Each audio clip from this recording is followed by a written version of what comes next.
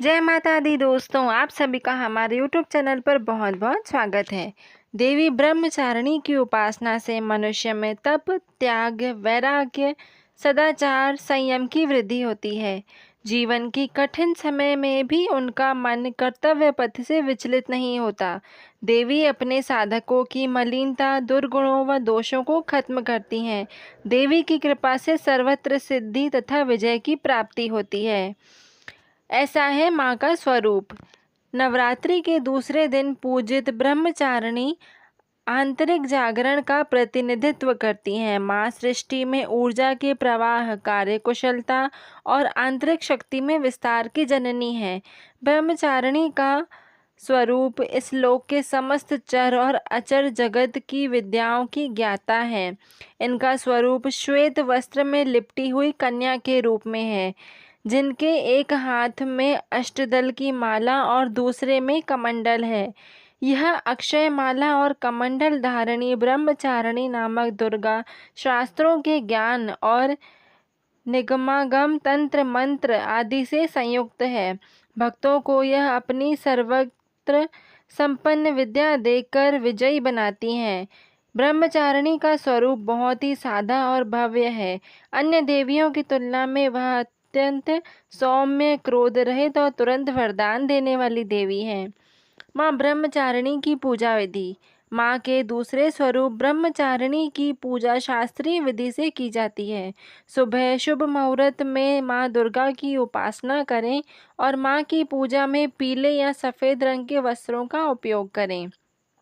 माता की सबसे पहले पंचामृत से स्नान कराएं, उसके बाद रौली, अक्षत, चंदन अर्पित करें। माँ ब्रह्मचारिणी की पूजा में गुड़हल या कमल के फूल का ही प्रयोग करें। माता को दूध से बनी चीज़ों का ही भोग लगाएं।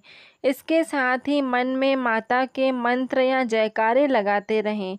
इसके बाद पान सुपारी भेंट करने के बाद प्रदक्षिणा करें। फिर कलश देवता और नवग्रह की पूजा करें। घी और कपूर से बने दीपक से माँ की आरती करें और दुर्गा सप्तशती दुर्गा चालीसा का पाठ करें। पाठ करने के बाद सच्चे मन से माता के जयकारे लगाएं। माता ब्रह्मचारिणी की पूजा का महत्व। माँ ब्रह्मचारिणी की पूजा का महत्व बहुत ही सरल है और उनसे भी सरल है उनको प्रसन्न करना। माँ ब्रह्मचारिणी को सच्ची श्रद्धा से अगर बुलाया जाए तो वह तुरंत आ जाती हैं। माँ दुर्गा का यह स्वरूप अत्यंत फल देने वाला माना गया है। माँ की पूजा करने से ज्ञान की वृद्धि होती है और सभी समस्याओं से मुक्ति मिलती है। माँ ब्रह्मचारिणी ने अपने तप के माध्यम से ही हजारों राक्षसों का अंत किया था। तप करने से इनको असीम शक्ति प्राप्त हुई थी। माँ अपने भक्तों पर हमेशा कृपा बनाए रखती हैं और आशीर्वाद देती हैं। माँ के आशीर्वाद से हर कार्य पूरे हो जाते हैं और परिवार में सुख, शांति और समृद्धि का वास होता है। माता की आराधना करने से जीवन में संयम, बल, सात्विक आत्मविश्वास की वृद्धि होती है। माँ की शक्ति के प्रभाव से ही तन मन के सारे दोष दूर हो जाते हैं। माँ को क्या प्रसाद खिलाएं? माँ भगवती को नवरात्र के दूसरे दिन चीनी का भोग लगाना चाहिए।